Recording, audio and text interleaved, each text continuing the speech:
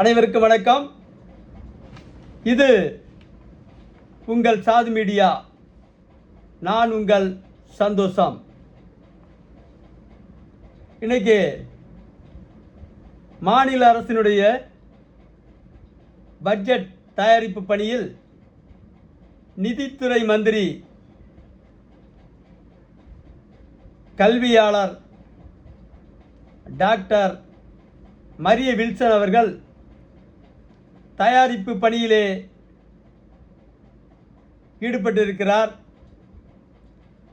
இது அவருடைய முதல் தயாரிப்பு. இந்த ஆட்சியினுடைய முதல் பட்ஜெட், விஜய்க்கு முதல் பட்ஜெட்.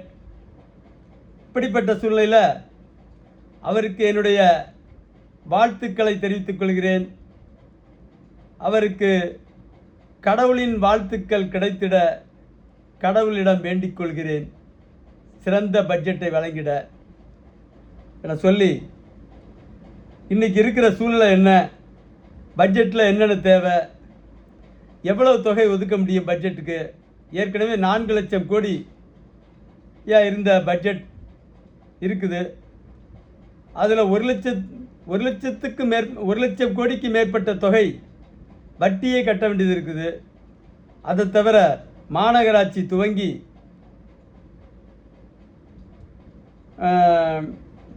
மின்சாரத்துறை வரை வரம்பற்ற கடன், 2.5 லட்சம் கோடி அளவிற்கு மின்சாரத்துறை கடன் வைத்துள்ளது. மாநகராட்சிகள் பெருமளவில் வட்டி கட்டி கொண்டிருக்கிறது. இப்படிப்பட்ட சூழ்நிலையில் தான் இந்த பட்ஜெட்னால் மக்களுக்கு எந்த பயனை தரும், எந்த அளவு லாபம் கிடைக்குங்கிறத பற்றி இப்போ பேசுவோம். அதுக்கான சில யோசனைகளையும் சொல்லுவோம். அரசின் திட்டத்தினால் கிடைக்கிற பயனை விட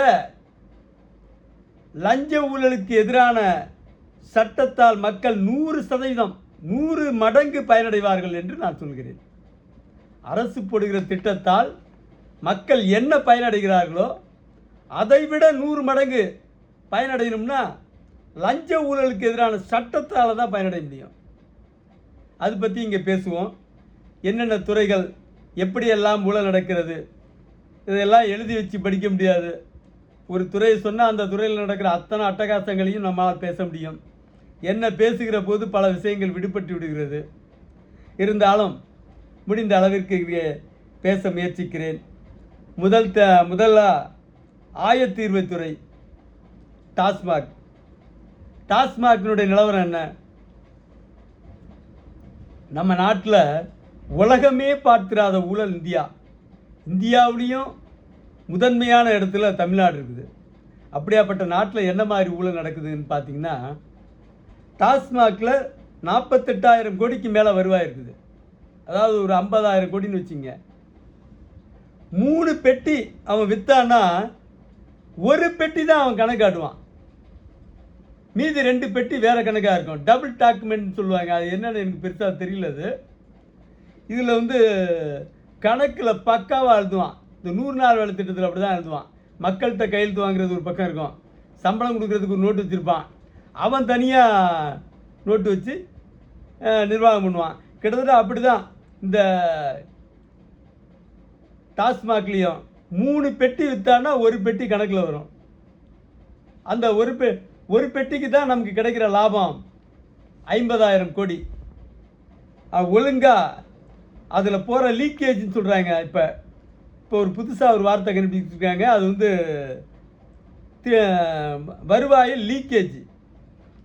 லீக்கேஜா இல்லை அது பெருவெள்ளமா என்பதை நீங்களே சொல்லுங்கள். அந்த லீக்கேஜை மட்டும் தடுத்தாலே ஆண்டொன்றுக்கு 1 லட்சம் கோடி ரூபாய் கூடுதலாக வருவாய் கிடைக்கும். இப்போ தமிழ்நாட்டில் இருக்க அரசியல்வாதி எப்படிப்பட்டவன்? அவனை பார்த்தீங்கன்னா எப்படி கமிஷன் இல்லாமல் எதுவுமே செய்ய மாட்டான்.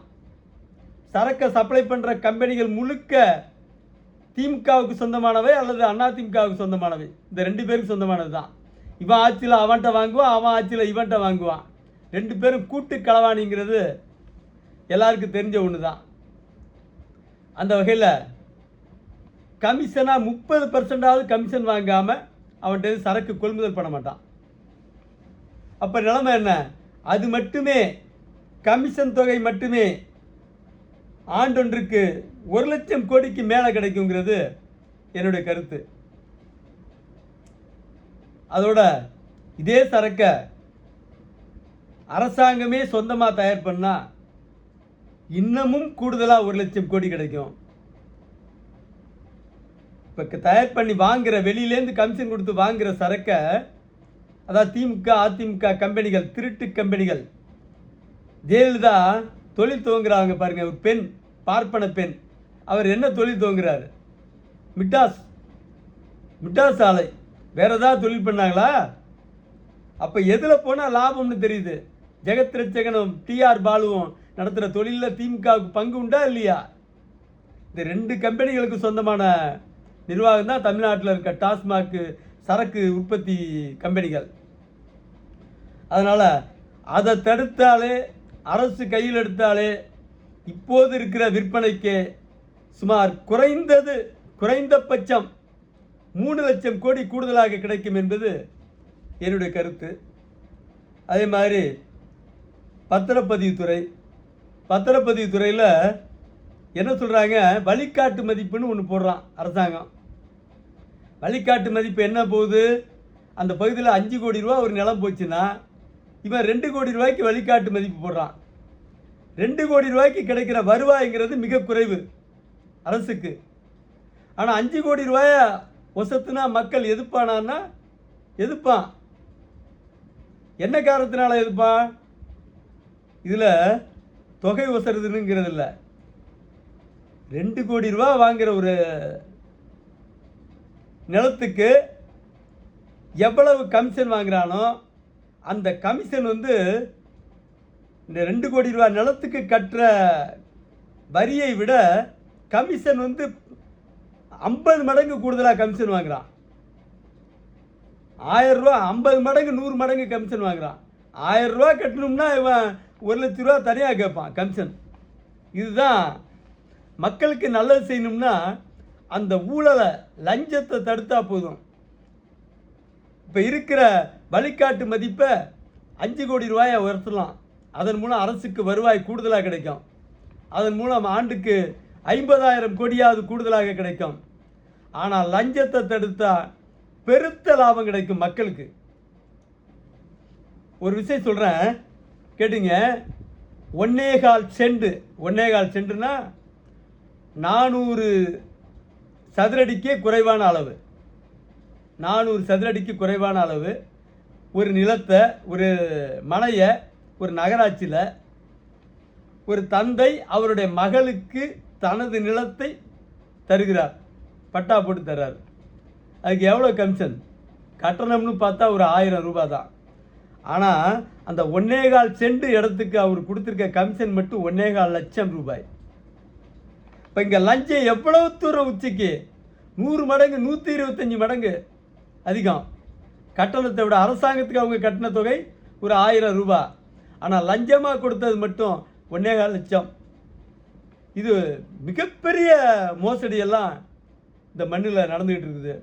அதுவும் இந்த பத்திரப்பதிவுத்துறை ரொம்ப உச்சியில் இருக்குது. ஆயத்தீர்வைக்கு அடுத்தது மிகப்பெரிய ஊழல் துறையாக பத்திரப்பதிவுத்துறை, லஞ்ச ஊழல் துறையாக இருக்குது. லஞ்சத்தை தடுத்தால் மக்கள் பெரிய அளவு பயன்படுவான். கட்டணம் அவனுக்கு பிரச்சனை இல்லை. 5 கோடி ரூபாய் சொத்துக்கு 10 கோடி ரூபாய்க்கு உள்ள பணத்தை கட்டணுன்னா கூட கட்டிடுவான். அது என்ன சின்ன தொகை தான். ஆனால் இவன் கொடுக்குற சைடு கிஃப்ட்டு தான் பெரிய தொகை. அடுத்தது பொதுப்பணித்துறை, நெடுஞ்சாலைத்துறை. அது நம்ம ஆதவ அர்ஜுனா கையில் வச்சுருக்காரு. நல்ல நேர்மையான மனிதர், நான் முழுசாக நம்புகிறேன். காரணம் அவர்கிட்ட வரம்பு மீறி சொத்து இருக்குது. இருக்கிற பணத்தை வெள்ளையாக்குறதே கஷ்டம். அதோட அவர் கொஞ்சம் நல்ல மனிதரும் கூட.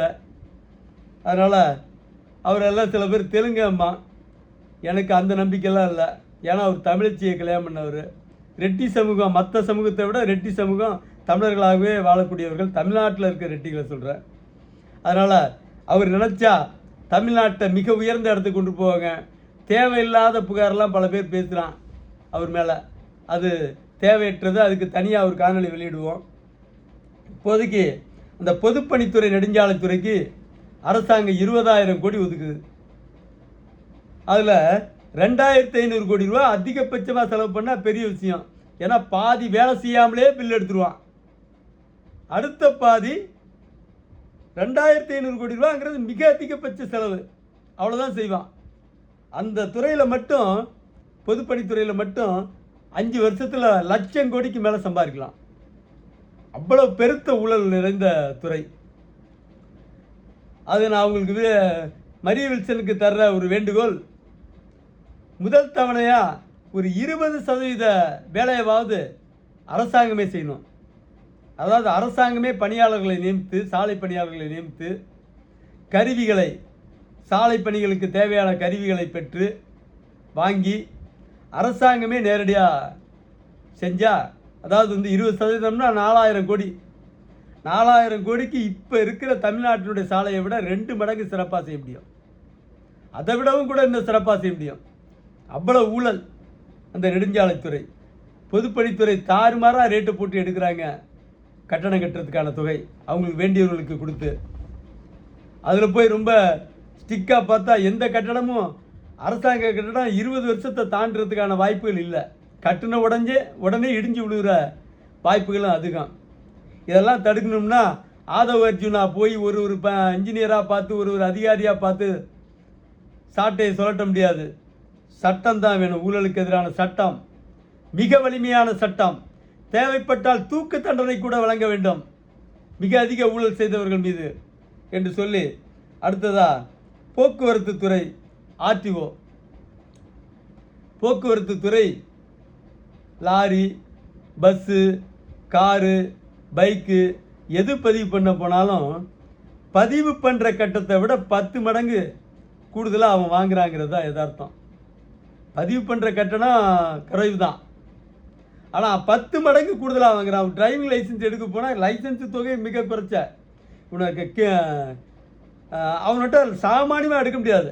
நேரடியாக போய் அந்த ஏஜென்ட் மூலிமா காசு கொடுத்து போனால் மட்டும்தான் அவன் வண்டி ஓட்டினாலும் ஓட்டாட்டியும், ஓட்டி காட்டினாலும் காட்டாட்டியும் லைசன்ஸ் எடுக்கலாம். அவ்வளவு மோசமான துறை. என்னை கேட்டால் அதில் கட்டணத்தை இன்னும் ஒரு 2 மடங்கு கூட்டி லஞ்சத்தை தடுத்தா போதும், அரசுக்கு பெருத்த வருவாய் கிடைக்கும். மக்கள் வருத்தப்பட மாட்டான். காரணம், இவன் கிம்பளமாக வாங்குறது, லஞ்சமாக வாங்குறது மட்டும் பெருந்தொகை. அதை தடுத்தாலே அவன் மக்கள் மகிழ்ச்சி ஆயிடுவான். அரசாங்கத்துக்கு 3 மடங்கு வருவாய் கிடைக்கும். அடுத்தது கனிம வளத்துறை. கனிம வளத்துறைன்னா நீர்வளத்துறை, கனிம வளத்துறை, இதெல்லாம் கடந்த ஆட்சியில் ஐயா துரைமுருகன் கையில் வச்சுருந்தார். நாட்டில் நான் பார்த்த ஆறுகள்லாம் எங்கள் பக்கத்தில் ஒரு ஆறு ஒன்று போகும். அகலம் மட்டுமே 2 கிலோமீட்டர் நீளத்துக்கு இருக்கும். கொள்ளிடம் அகலம் மட்டுமே, அந்த இடத்துல வளைகிற இடத்துல. எனக்கு தெரிஞ்ச மணல் ஒரு 100 அடி 150 அடி உசரமாக இருந்திருக்கும். அப்படி ஒரு ராஜஸ்தான் பாலைவனத்தையே இங்கே காட்டலாம். அப்படி இருந்த ஒரு மணல் பிரதேசத்தை 89ல் திமுக ஆட்சிக்கு வந்த உடனே திமுக ஆரம்பித்தான் முதல்ல மணல் குவாரின்ட்டு. 2 பேரும் கூட்டணியிலே இருந்தான். திமுகனா அதிமுகணும். இவன் அடிக்கிறதுல அவனுக்கு பங்கு உண்டு, அவன் அடிக்கிறதுல இவனுக்கு பங்கு உண்டு. ஏன்னா ஒருத்தனை ஏற்றா 2 பேருமே எடுக்க முடியாது மணலை. மணல் குவாரியை ஏலெடுத்து எதிர்க்க 2 பேரும் பங்கிட்டு கொண்டு இந்த தமிழ்நாடு முழுக்க வானுயர்ந்த கட்டடம் கட்டியிருந்தா கூட அவ்வளோ மணல் ஆயிருக்காது, முடிஞ்சிருக்காது. அவ்வளவு மணலையும் கொண்டு போய் கர்நாடகா, கேரளா, வெளிநாட்டுக்கெல்லாம் அனுப்பி விற்றாம பாருங்க இந்த திமுக அதிமுகணும். அது இப்போ எல்லாம் திமுகவிலே இருக்கான் எல்லா பேரும். இந்த ஓபிஎஸ்னு ஒருத்தர் மிகப்பெரிய மணல் மாஃபியா, அவர் தான் அதில் முக்கிய பங்கெடுத்தவர். திமுகவில் மந்திரிகள் பட்டு மோசமான முறைகேடு. இன்றைக்கும் அந்த முறைகேடு தொடருது. மலைகளை ஃபுல்லாக அறுத்து விற்கிறான். அதுக்குள்ள இழப்பீடை கூட அரசாங்கத்துக்கு தரலை. அதனால் அதை ஒழுங்குபடுத்தினாலே கட்டணத்தை 2 மடங்கு ஆக்கினாலும் 3 மடங்கு ஆக்கினாலும் மக்களுக்கு ஒன்றும் இழப்பு வராது. அதில் ஏற்படுற விதிமீறல், கொள்ளையை தடுத்தா போதும். அரசாங்கத்துக்கு ஒரு பெருத்த வருவாய் உள்ள தொழில் கனிம வளத்துறை. அடுத்தது வருவாய்த்துறை. வருவாய்த்துறை பற்றி சகாயம் ஐஏஎஸ் அவர்கள் பலமாக சொல்லுவாங்க. எனக்கு தெரிஞ்ச ஒரு இடையில வந்த ஒரு செய்தி, ஆந்திர மாநிலம் திருப்பதியில் ஒரு உதவியாளர், ஊராட்சி உதவியாளர் அதாவது விவோவுக்கு கீழே பணியாற்றக்கூடிய உதவியாளர், அவர் வருமானத்துக்கு அதிகமாக 167 கோடி ரூபா வச்சிருந்ததா கைது செய்யப்பட்டார்.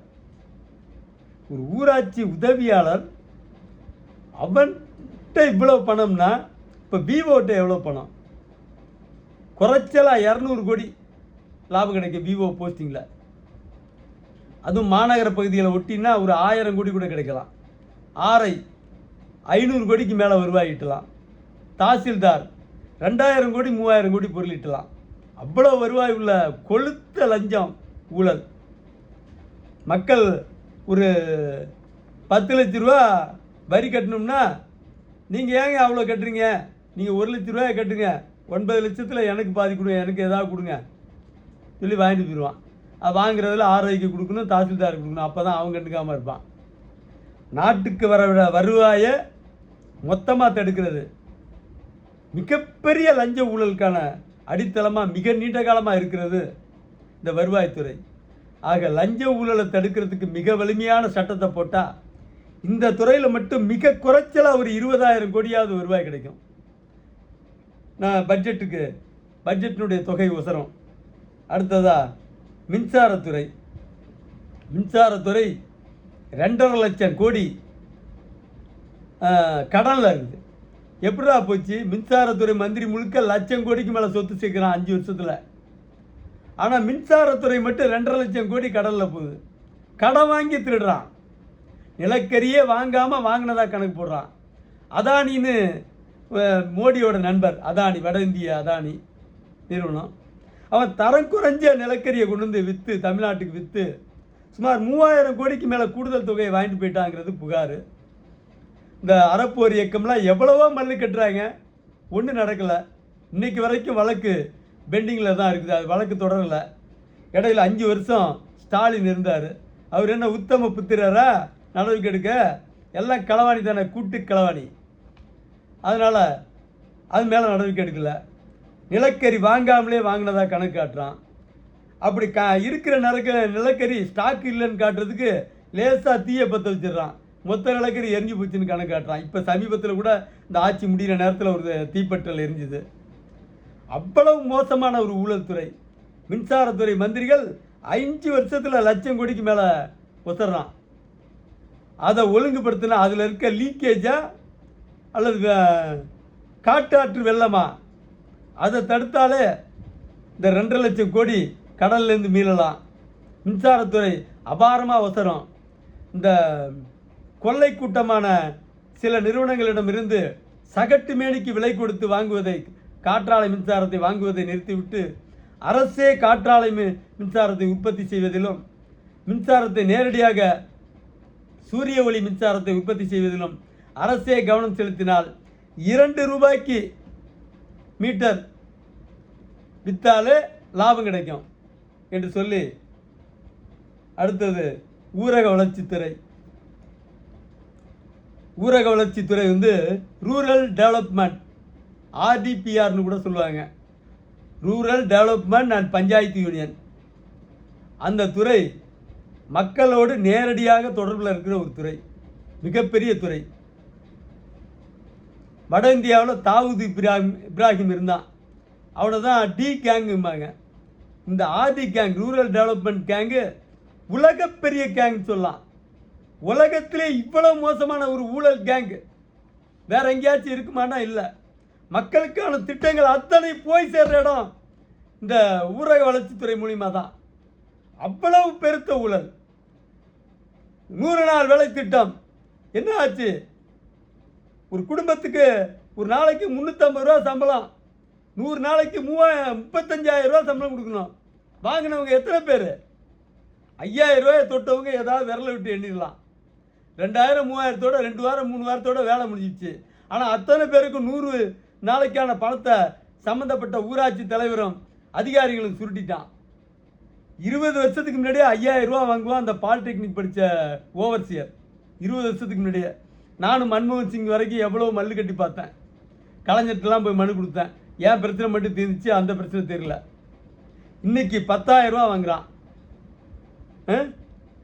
அதே மாதிரி பிடிஓ 10,000 ரூபா வாங்குறான் வாரத்துக்கு. இது ஒரு பிடிஓ 10,000 ரூபா வாங்கினா 4 வாரத்துக்கு 40,000 ரூபா. நான் வேலை பார்த்த மயிலாடுதுறை பஞ்சாயத்து யூனியனில் மட்டும் 54 ஊராட்சி 21,60,000 ரூபா இந்த 100 நாள் வேலை திட்டத்தில் மட்டும். இன்னும் வீடு கட்டு திட்டம் முழு மோசடி திட்டம், 85% ஊழல், 80% வீடு போலி. எத்தனை முறை பத்திரிகையில் வருது. நடவடிக்கை பூஜ்ஜியமாக தான் இருக்குது. மனு கொடுப்பான், வீடு கட்டுறதுக்கு இவனே கூப்பிடுவான், வா வா வா வா. வெளிநாட்டில் இருக்கவங்களாம் கூப்பிடுவான். வெளிநாட்டு போயிட்டு வந்தோன்னே வீட்டுக்கு நீ லோன் அது போடு, நான் வீடு தரேன், அரசாங்கம் 3 லட்ச ரூபா பணம் கொடுக்குமா. உடனே அவனு கொண்டு வந்து மனு போடுவான். எல்லாத்தையும் ஆதார் அட்டை, அந்த அட்டை, இந்த அட்டை, அத்தனை அட்டையும் இணைச்சி கொண்டு வந்து போடுவான். அப்புறம் வீட்டுக்கு அப்ரூவல் வாங்க போவான். அப்ரூவல் வாங்க போனால் அதுக்கு ஒரு பெரிய பல்காக ஒரு அமௌண்ட் வாங்கிட்டு தான் பிரசிடெண்ட் அப்ரூவல் கொடுப்பான். இத்தனையும் வாங்கினதுக்கப்புறம் இப்படியே அலைவான் 2 வருஷத்துக்கு. பிரசிடெண்ட்டு வந்துருச்சா, வரியா வரியா, நான் வந்தால் சொல்கிறேன், முதல்ல வா போடு போடுங்கிறவன் வருதும்பான். நிதி வர்றப்பெல்லாம் வருதும்பான். பட்ஜெட்டு அன்மா அடுத்த வருஷம் பட்ஜெட் தான்பான். இப்படியே 2-3 வருஷத்துக்கு அலைஞ்சிவிட்டு அவன் வெளிநாட்டில் சம்பாதிச்ச பணத்தை வச்சு வீட்டை கட்டிடுவான். வீட்டை கட்டினதுக்கப்புறம் இவன் பில்லு எடுத்துகிட்டு விடுவான். ஒரு 20% பேருக்கு தான் ஒரிஜினலாக வீடு கொடுக்குறான். அதுக்கு 30,000 ரூபா முன்பணம் கொடுத்தா தான் வீடே ஒதுக்குவான். ஒரு 3 தவணையாக பில்லு, ஃபேஸ் மட்டம், ரூப் மட்டம், ஃபினிஷிங் லெவல் 3 பில்லு கொடுப்பான். 3க்கும் பெரிய அமௌண்ட்டு லஞ்சம் கொடுத்தா தான் கொடுப்பான். அதுலேயே பாதி பேர் பாதி வாங்கிட்டு பாதியை விட்டுருவான், இவன்ட்டு அலைஞ்சி மாளாதுன்ட்டு. அவ்வளவு ஒரு மோசடியான துறை ஊரக வளர்ச்சித்துறை. என்ன காரணம்? ஊரக வளர்ச்சித்துறையில் லஞ்சத்தை தடுக்கிறதுக்கு சட்டம் இல்லை. லஞ்சம் வாங்குறவன நீ தூக்கில் போடணியா. விஜய் அவர்களே, வில்சன் அவர்களே, நீங்கள் திட்டத்துக்கு நிதி ஒதுக்கி எந்த பயனும் இல்லை. திட்டத்தை முதல்ல நிப்பாட்டுங்க. முதல்ல ஊழலை தடுக்கிறதுக்கு வலிமையான சட்டம் கொண்டு வாங்க. சட்டத்தை திருத்துங்கள், அதுவரை திட்டத்தை நிறுத்துங்கள். 2 வருஷத்துக்கு பட்ஜெட் போடாமல் இருந்தால் கூட இன்னும் நாடு அழிஞ்சு விடாது. ஆனால் இந்த லீக்கேஜா வெள்ளமா கடலா? ஊழல் கடல் தமிழ்நாட்டில் நடக்கிறது. இது லீக்கேஜ் இல்லை, ஊழல் வெள்ளம் இல்லை, கடல், ஊழல் கடல். இங்கே லீக்கேஜ்னு அதுக்கு ஒரு வார்த்தை ஒன்று பயன்படுத்துகிறாங்க. அவ்வளவு மோசடியான ஒரு துறையா ஊரக வளர்ச்சித்துறை இருக்குது. இந்த ஓவர்சியர் அவன் மாதத்துக்கு 4 லட்ச ரூபா வாங்குறான். வருஷத்துக்கு எவ்வளோ வாங்குறான் பாருங்கம்மா. அதை எண்ணில் அவனுக்கு ரோடு போடுற திட்டம் அவன்கிட்ட தான் இருக்குது. ஊராட்சி சாலைகள், பள்ளி கட்டிடங்கள், குளங்கள், அது ரீட்டைன் வால் கட்டுவான். நல்லா அகலமாக 4 அடி அகலத்துக்கு கீழே அது போட்டிருப்பான் அஸ்திவாரம். சைடில் மட்டும்தான் 2 ஒரு கல் வரும். மையத்தில் முழுக்க வெறும் பாறை, அங்கே இருக்கிற மண்ணியே அள்ளி வச்சு மேலே கொண்டு வந்து கட்டி பூசி விட்டுட்டு போயிடுவான். அது 1 வருஷம் கழிச்சு அப்படியே சரிஞ்சுன்னா சரியாச்சு, தண்ணியில் போயிடும். இப்படி தான் ஊரக வளர்ச்சித்துறை. அதை தடுக்கிறதுக்கு விஜய் என்ன செய்ய போகிறாரு? ஒரு பிடிஓவை பிடிச்சா 1000 கோடி ரூபா கைப்பற்றலாம். ஒரு பிடிஓவை பிடிச்சா அவ்வளோ பணத்தை அவன் கையில் வச்சுருக்கான். வருவாய்த்துறையில் ஒருத்தன் மாட்டினான், பெங்களூரில். அவன்கிட்ட 1000 கோடி ரூபாய்க்கு வருவாய்க்கு அதிகமான சொத்து இருந்துச்சு. நகை, பணம், சொத்து மதிப்பு. அவனுக்கு வயசு 42 வயசில் அவனுக்கு 1000 கோடி ரூபா சொத்துனா அப்போ தான் நல்லா வளர்ந்து மேலே வந்துருப்பான், டெக்னிக்கல்லாம் கற்று. அடுத்த 18 வருஷத்தில் எப்படியும் ரிட்டையர் ஆகிறதுக்குள்ளார 3000 கோடி ஆக்கியிருப்பான். இதுதான் தன் நாடு முழுக்க நடக்குது, தமிழ்நாட்டிலையும் அதான் நடக்குது. இந்த ஒரு பிடிஓ நான் சவாலாக சொல்கிறேன். 1000 கோடிக்கு கம்மியாக இல்லை, 950 கோடி தான் கிடச்சின்னு சொன்னால் கூட நான் இந்த நாட்டை விட்டே வெளில போயிடுறேன். அவ்வளோ ஊழல் பெருவழிகள். 2 பிடிஓவை பிடிச்சா போதும் 2000 கோடி ரூபா கிடைக்கும். 3 சந்திராயன் விடலாம். சந்திராயனுக்கு ஆகிற செலவு 650 கோடி ரூபா. சந்திராயன் விடுறதெல்லாம் இங்கே சில மூதேவிங்க எதுக்குறான். அது எப்படி ஏழை நாட்டில் சந்திராயன் விடலாம்? இங்கே ஊழல் நடக்கிறது, அதை பற்றி பேச மாட்டேங்கிறான் எவனும். அடுத்ததா சுகாதாரத்துறை உலகத்துக்கே மருந்து சப்ளை நாம தான் பண்ணுறோம். அதில் நடக்கிற அட்டகாசம். சுகாதாரத்துறையில் மந்திரியாக இருந்தவன் தான் அந்த விஜயபாஸ்கர். ஊழலுக்கெல்லாம் அது பறவைகளுக்கு ஒரு சரணாலயம் இருக்கிற மாதிரி ஊழலுக்கெல்லாம் ஒரு சரணாலயம் நம்ம திமுக. இப்போ அதில் இணையறதுக்கு தான் நிற்கிறான் செய்தி. சுகாதாரத்துறையில் ஏற்கனவே இருந்து காசு பார்த்தவன் தான் அந்த பொன்முடி. கொளுத்த காசு சுகாதாரத்துறை. இப்போ இருந்த கடந்த 5 வருஷமா மா சுப்பிரமணியம் இருந்தார். ஆனால் வெளியே தெரியல, எவனுமே பேச மாட்டேங்கிறான். கொளுத்த காசு சம்பாதிக்கிறதுக்கான ஒரு துறையில் சுகாதாரத்துறை. அவ்வளவு மருந்து மாத்திரை வாங்கினதான் கணக்கு காட்டி திருடிட்டு இருக்கான். ஒன்றும் இல்லைங்க, பிரதமர் மெடிக்கல் இருக்குது, அங்கே போங்க 90% தள்ளுபடிங்கிறான். அதாவது 1000 ரூபா மாத்திரை 100 ரூபாய்க்கு தரேங்கிறான். இன்னொன்று மெட்டால்னு ஒன்று இருக்குது, எல்லாம் பிடிச்சி வச்சுருக்கேன், ஃபோட்டோ பிடிச்சி வச்சுருக்கேன். 80% தள்ளுபடி தரேங்கிறான். 80%ன்னா எவ்வளவு? 1000 ரூபா மாத்திரை 200 ரூபாய்க்கு தரேங்கிறான். அதே மாத்திரை வேற ஒரு கடையில் 1000 ரூபாய்க்கே விற்கிறான். அப்போ இவன் இந்த மாத்திரையை என்ன விலைக்கு தயார் பண்ணியிருப்பான்? 100 ரூபாய்க்கு பிரதமர் மெடிக்கலில் விற்கிறான்னா எப்படி அந்த கம்பெனி 20 ரூபாய்க்கு தான் தயார் பண்ணியிருப்பான். 20 ரூபாய்க்கு தயார் பண்ணி இந்த 1000 ரூபாய்க்கு ரேட்டு போட்டு வச்சுருக்கான். அதை 900 ரூபாய்க்கு விற்கிறான் அந்த பிரதமர் கம்பெனி. ஆனால் தனியார் அதே 20 ரூபா மாத்திரையை அந்த கம்பெனிக்காரன்ட்ட 100 ரூபாய்க்கு வாங்கினதாக கூட வச்சுப்போம், 900 ரூபா லாபம் சம்பாதிக்கிறான். இதுதான் தமிழ்நாடு. சுகாதாரத்துறைன்னா அவ்வளவு மோசடியான துறை. ரத்த பரிசோதனை ஒன்று கலந்துருக்கானோ, நான் அது இளமையிலே கேட்டிருக்கேன். என்னுடைய நண்பர் ஒருத்தர் ரத்த பரிசோதனை பண்ணிட்டு இருந்தார். அது ஒரு 35 வருஷத்துக்கு முன்னாடி அவர் பார்க்க போயிருந்தேன். இப்போ மாதிரிலாம் ரத்த பரிசோதனை படிச்சுட்டு வந்தவங்களாம் கிடையாது. டாக்டரே ட்ரைனிங் கொடுத்து ஒரு 3ஆவது மாடியில் உட்காந்துருந்தான். திடீர்னு என்னை பார்க்கணுன்னு சொன்னாங்க, யாரோ பார்க்கணுன்னு சொன்னாருன்னு போனால் கடைசியில் கூட படித்தவன் நண்பர். அப்போ தான் அவன் சொன்னான், அப்போல்லாம் ஒரு ரத்த பரிசோதனை ஏதாவது காய்ச்சல் கழிச்சல்னா 60 ரூபா. 60 ரூபாயில் 15 ரூபா அவனுக்கு ரத்த பரிசோதனை பண்ணுறவனுக்கு டாக்டர் சொல்லி கொடுத்து வச்சுருக்காரு. அவனுக்கு ட்ரைனிங் கொடுத்து பரிசோதனை பண்ணுறவனுக்கு 15 ரூபா, டாக்டருக்கு 45 ரூபா. அன்னைக்கு டாக்டர் ஃபீஸு 10 ரூபா தான் இருந்துச்சு. 10 ரூபா 5 ரூபாய்க்கெலாம் பார்ப்பாங்க 35 வருஷத்துக்கு முன்னாடி. 12 ரூபாய்க்கு பெரிய டாக்டராக இருப்பான், 13 ரூபாய்க்கு இன்னும் பெரிய டாக்டராக இருப்பான். அதான் டாக்டரோட ஃபீஸு. ஆனால் ரத்த பரிசோதனை ஒன்று பண்ணால் அவனுக்கு 45 ரூபா கமிஷன். இன்றைக்கும் அதில் பெருத்த கொள்ளை. ஒரு சுகர் பேஷண்ட் ஹெச்பிஎன்சியா பண்ணணும்னா நான் தனியாரில் 500 ரூபா வாங்குகிறான். 500 ரூபா 550 ரூபா. அதுவே நம்ம மத்திய அரசு நடத்துகிற ஒரு துறை, இந்த தாம்பரத்தில் ஒரு சித்த மருத்துவத்துறை வச்சுருக்கான், அங்கேயும் எடுக்கிறான். அவன் என்ன எடுக்கிறான்?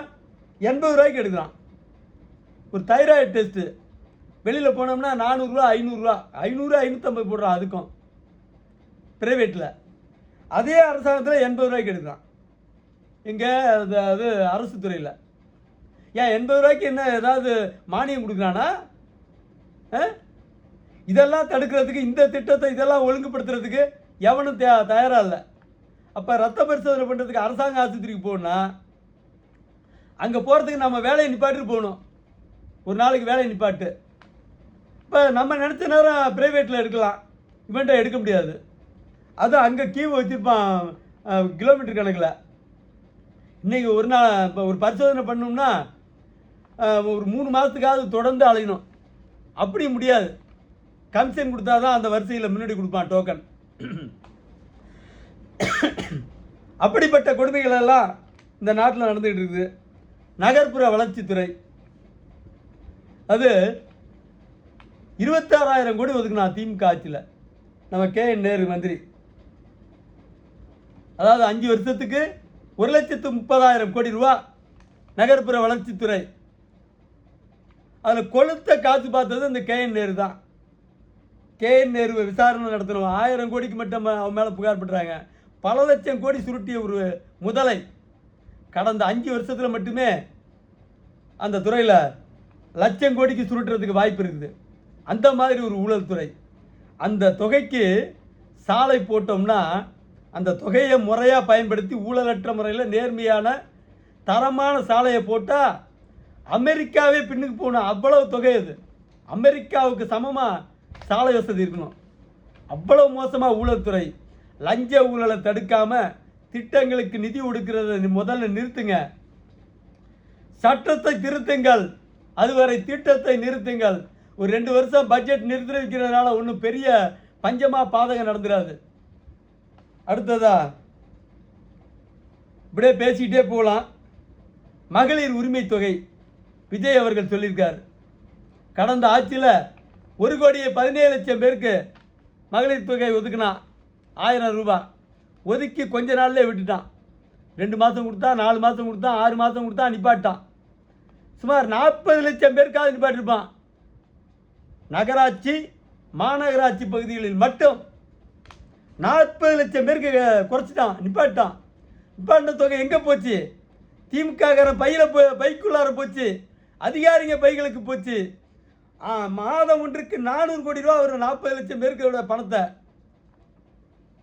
அதே மாதிரி அது ஆண்டுக்கு 4800 கோடி ரூபா ஃப்ராடு இன்னைக்கு விஜய் அறிவிச்சிருக்காரு. மிக அற்புதமான திட்டம். வில்சன் அவர்களே, மக்களுக்காக ஏதாவது ஒரு திட்டத்தை நீங்க நிறைவேற்றணும்னு நினைச்சீங்கன்னா முதல்ல இந்த முதல் பட்ஜெட்லேயே மகளிருக்கான உதவித்தொகையை உடனே அறிவிக்கணும். 2500 ரூபாய். என்ன 2 கோடி பேருக்கு கொடுத்தா கூட ஒரு 60 கோடி ரூபா தான் வரும். 60,000 கோடி தான் வரும். இங்கே நடக்கிற ஊழல் ஆகிற லீக்கேஜெல்லாம் ஒப்பிட்டா அது ஒரு சுண்டைக்காய். அது பல பேருடைய வறுமையை போக்கும். எத்தனையோ குடும்பம் தற்கொலை பண்ணிட்டு இருக்கான், பசி பட்டினியில் இருக்கான். நான் வளமையாக இருக்கிறவன் வேற, வெளிநாடுகளில் சம்பாதிக்கிறவன் வேற, அவன்லாம் வேற. ஆனால் அவனும் அடைஞ்சிட்டு போகிறான். வறுமையில் உள்ளவனுக்கு வறுமையை நீக்கும். அதை வறுமை ஒழிப்பு திட்டம்னு மாற்றணும். மகளிர் உரிமை திட்டம்னு போடுறதை விட ஆண்களுக்கு வழங்கணும். பெண்கள் இல்லாத குடும்பங்களுக்கு ஆண்களுக்கு வழங்கணும் குடும்ப நிதியா. பெண்களுக்கு, ஆண்கள் இல்லாத குடும்பத்துக்கு பெண்களுக்கும் வழங்கணும். பல குடும்பங்கள் பிரிஞ்சு நிற்கிறான். பிள்ளை குட்டிகளை வச்சுட்டு பல பேர் நோயாளிகளாக இருக்கிற ஆண்கள்லாம் இருக்கான். வேலை வித்துக்கே போக முடியாதவனுக்கெல்லாம், அவனுக்கெல்லாம் எந்த வாய்ப்பு சப்போர்ட்டும் இல்லை. இந்த உதவித்தொகை பெண்கள் இல்லைன்னா, அவன் வீட்டில் பெண்கள் இல்லைன்னா அவனுக்கு எந்த உதவித்தொகையும் கிடைக்காது. அதனால் அதை குடும்பத்துக்கு 2.25 கோடி குடும்பம் இருக்குது. அரசு ஊழியர்கள் 16 லட்சம் பேர் இருக்கான்.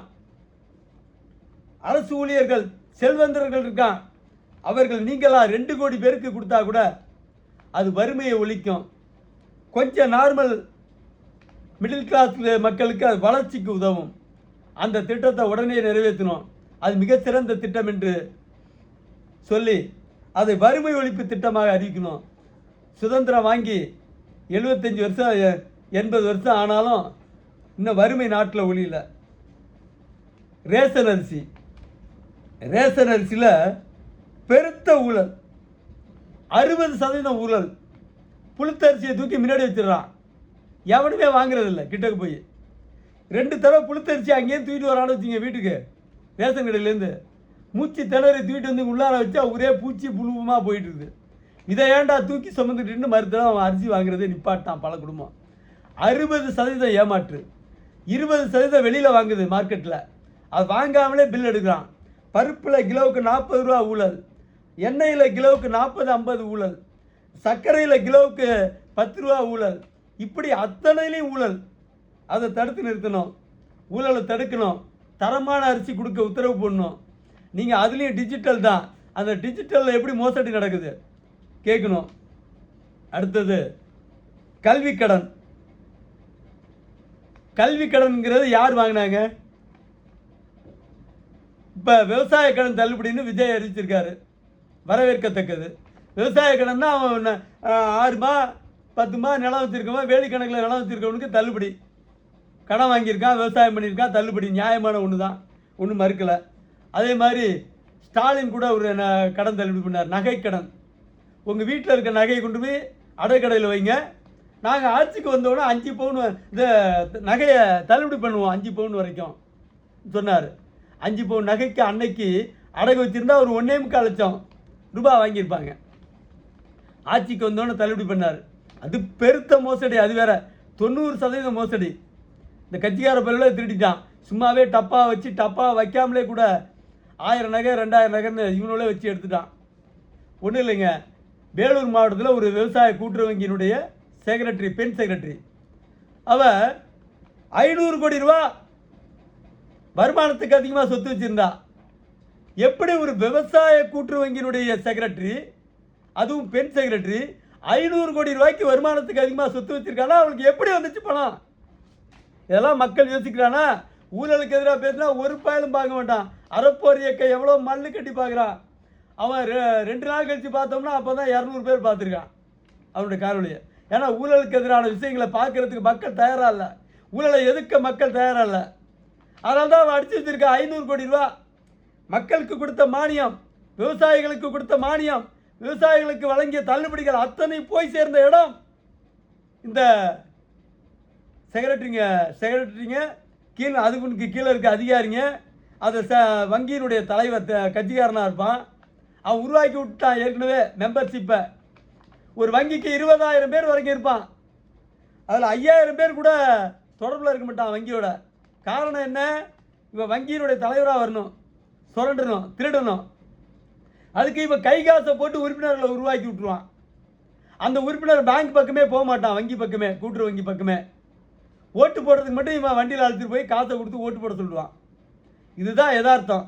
அந்த ஓட்டு போடுற பார்ட்டிங்க இருக்கான் பாருங்க, புதுசாக சேர்ந்தவன், வங்கி பக்கமே வராதவன், அவன் பேரில் கடனை வாங்கினதா கணக்கு காட்டி எல்லாத்தையும் தள்ளுபடி பண்ணி விஜயோட திட்டத்தை மொத்தமாக சுருட்டுறவன் வங்கி செக்ரட்டரி தான்.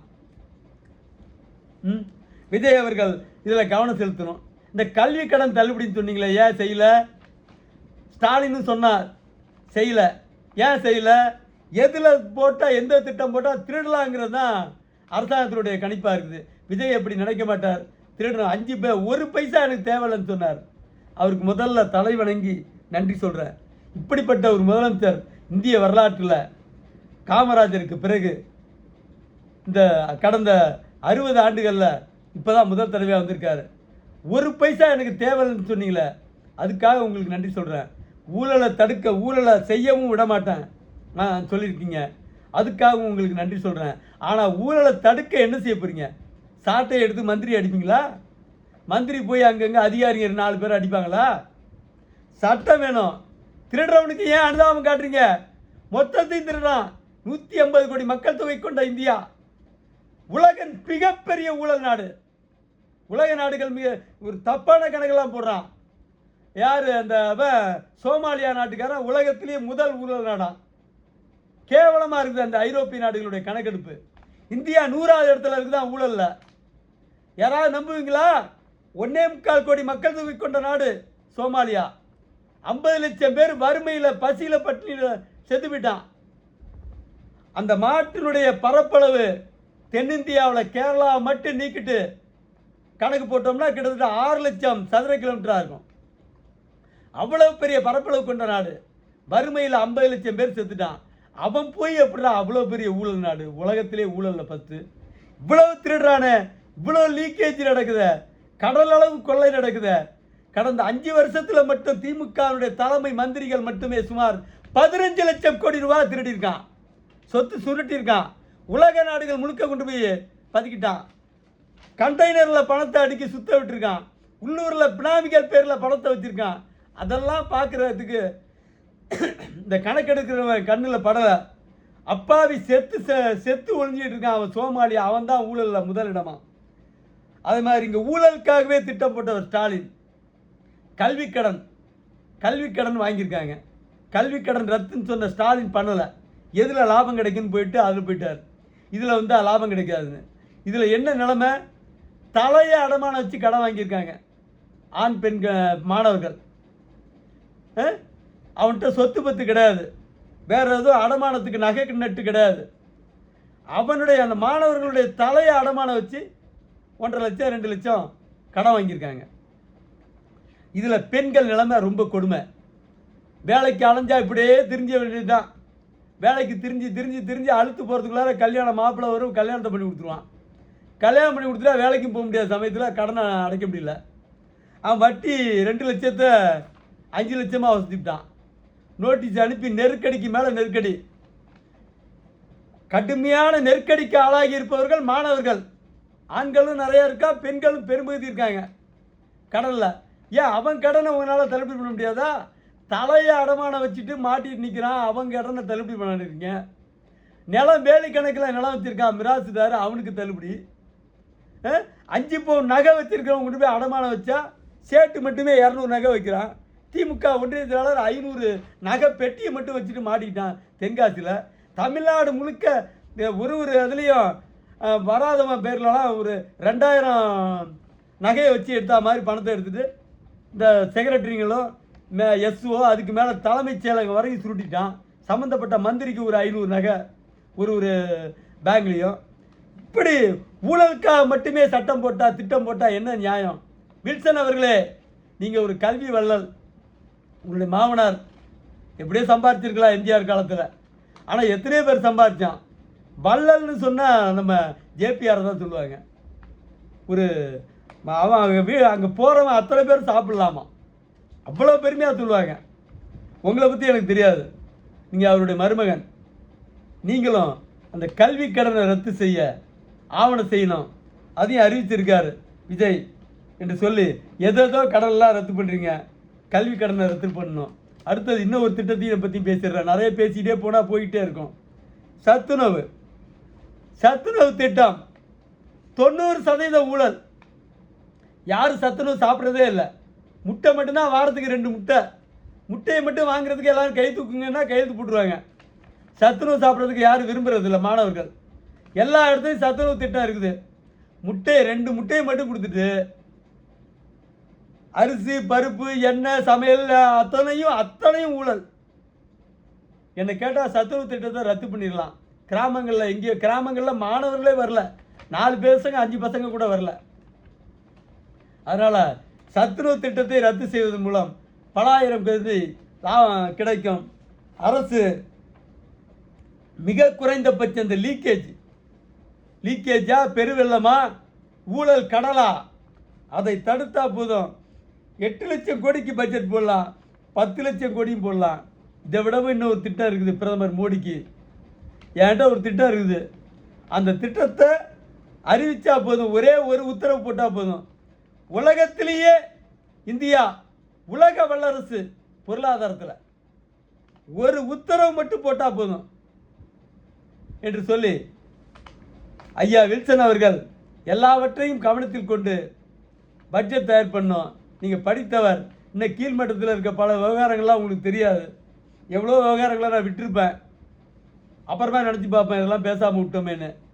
ஏன்னா இதெல்லாம் எழுதி படிக்க வேண்டிய அவசியம் இல்லை. கைப்புண்ணுக்கு கண்ணாடி தேவையில்லை. ஒரு துறைன்னு சொன்னால் அந்த துறையில் என்னென்ன அட்டகாசம்லாம் நடக்குதுன்னு பெருசாக விரிவாக பேசலாம். ஒவ்வொரு துறையை பற்றி 1 மணி நேரம் பேசலாம்.